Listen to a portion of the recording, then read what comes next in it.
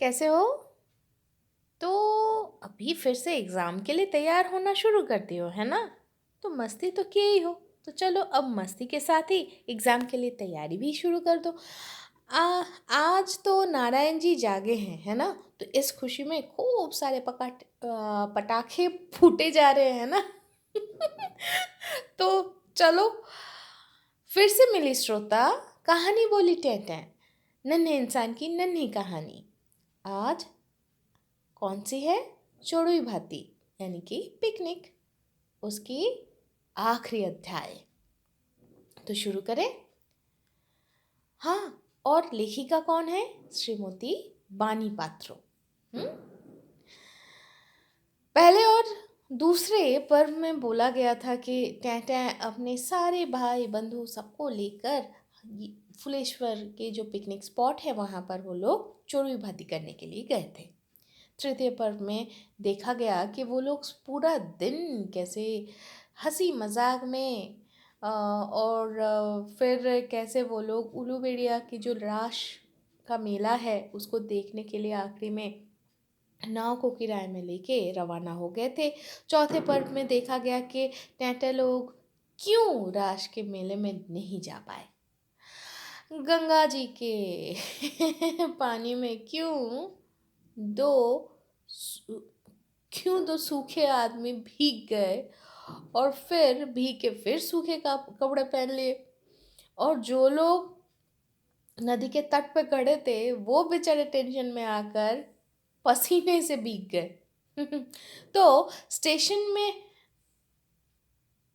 का जो भी हंसी मजाक था उस मोमेंट में, उस समय कोई हंस रहा था या नहीं उसी को लेके पता नहीं हमें। तो चलो आगे बढ़ते। तो टेंशन में वो जो समय है वो शायद थोड़ा बढ़ ही गया, वो थोड़ा प्रोलॉन्ग्ड लग रहा था।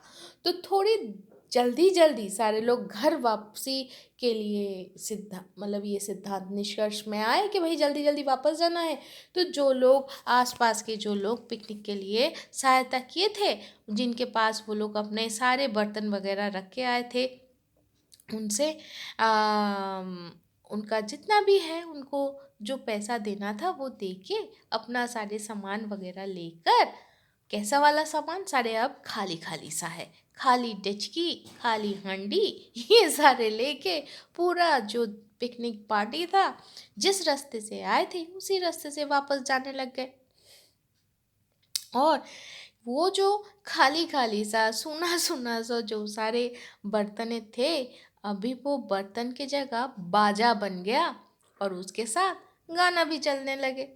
गाना भी शुरू हो गया, और ऐसे ही आओ माओ खाओ करते करते सारे लोग आ पहुंचे फुलेश्वर स्टेशन में। और वो जो दो घड़ियाल थे यानी कि क्रोकोडाइल्स, वो जो है ना, उनका चेहरा तभी भी उतरा हुआ था। तो सूखे कपड़े तो पहन ही लिए थे। तो सूर्यास्त अभी भी बाकी था। सिंदूर के रंग से रंगा हुआ जो बादल थे वो पूरे आसमान को एक अलग ही रंग में रंगा दिए थे। और उस लाल लाली में बहुत सारे नए नए अनुभव लेकर ये पूरा पिकनिक पार्टी फुलेश्वर स्टेशन में ट्रेन के लिए इंतज़ार करने लगे। कुछ देर बाद ही ट्रेन स्टेशन में आ तो गई भाई, और ये पूरा पिकनिक पार्टी फिर से छोटे छोटे ग्रुप में बट के बहुत सारे कमरों में चढ़ गए। अभी तो सारे लोग थक गए थे। है ना?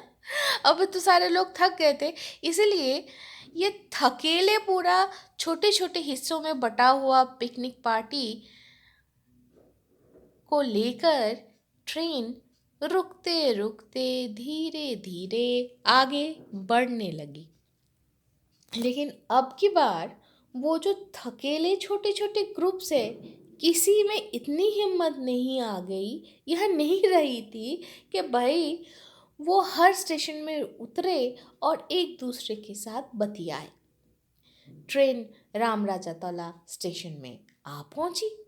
अच्छी बात है भाई। तब चारों तरफ एकदम से अंधकार हो गया था। स्टेशन में सारे लोग उतर आए और फिर उसके साथ और क्या क्या उतरा, डचकी, हांडी सारे कुछ उतरे। अब उन लोगों के लिए टिकट लगा था या नहीं लगा था ये तो पता नहीं, लेकिन जो स्टेशन की जो रोशनी है उसमें टिकट चेक तो करवाना पड़ा। और वहां पर जब चेक कर रहे थे तो स्टेशन मास्टर जी ये देखे कि एक टिकट, वो पूरे पलटन के हर एक के लिए तो सही टिकट कटवाया गया था, लेकिन सिर्फ एक टिकट है ना वो हाफ था, फुल नहीं था। तो इसके लिए क्या हुआ, इसके लिए तो भाई पेनल्टी देना पड़ेगा। तो बातों के ऊपर बातें, फिर और बातें, उससे तर्क, उससे वितर्क, सब कुछ आ गया। तो ये सब जो तर्जमा चल रहा था, ये जो पूरा फलसफा चलना शुरू हो गया था, मुझे नहीं पता मैं सही इस्तेमाल की या नहीं इस उर्दू शब्द का। तो ये सुनकर, ये कथा कहानी सुनकर मजले जीजा जी अचानक से बोलने लगे, क्या हुआ? स्टेशन मास्टर बोले, एक हाफ टिकट कटा गया है, फुल टिकट होना था। क्योंकि टेंटे की जो छोटी बहन है उसके लिए हाफ टिकट कटवाया गया था। तो मजले जीजा जी बोले, दादा इतने सारे टिकट हम लोग कटवाए हैं, इसके अंदर सिर्फ एक हाफ टिकट हो गया है, आप फुल टिकट का दाम ले लो। भाई स्टेशन मास्टर अड़े हुए थे, नहीं डटे हुए थे, वो भी ना छोड़े। वो बोले, किसी को मैं स्टेशन से जाने नहीं दे दूंगा, किसी को मैं स्टेशन से जाने नहीं दूंगा, यहाँ पर सारे लोग रुके रहोगे जब तक ना इसका कोई फैसला निकले। तो ये सब जहां तक सुने, अचानक से मजले जीजा जी टेटे की छोटी बहन को ना दोनों हाथ से एकदम उठा के पकड़ के स्टेशन मास्टर को बोले, ये लो लो, इसको लो, आप अपने पास रखो, हम लोग जा रहे हैं। तो तब स्टेशन मास्टर तो हक्का बक्का हो गए भाई। तो वो कहते हैं, मैं इसको लेके क्या करूं? उसको लेके चले जाओ। तो भाई पिकनिक पार्टी के जितने नंबर के लोग थे वो सारे स्टेशन से नीचे उतर के रिक्शा स्टैंड में जाने के लिए रवाना हो गए। और फिर अपने अपने हिसाब से रिक्शों के ऊपर चढ़ बैठे, अपने अपने डिचकी हांडी जिन जो जो लाए थे वो, और फिर अपने घर वापस चले गए। दूसरे दिन मजली दीदी मतलब टीटी है ना, तो मजली दीदी अपने पिता के घर वापस आए और वापस आकर बोली, माँ मेरी बड़ी ननद बोल रही थी कि जो डिचकी हमारे पास आ गई है ना वो हमारी नहीं है, वो शायद अदल बदल हो गई है। तो टेटा लोगों के घर पे भी एक डिचकी थी भाई। तो टेटा जल्दी से जाके समझी कि हाँ ये तो हमारी डिचकी नहीं है, इसी से शायद उलट पुलट हो गया है।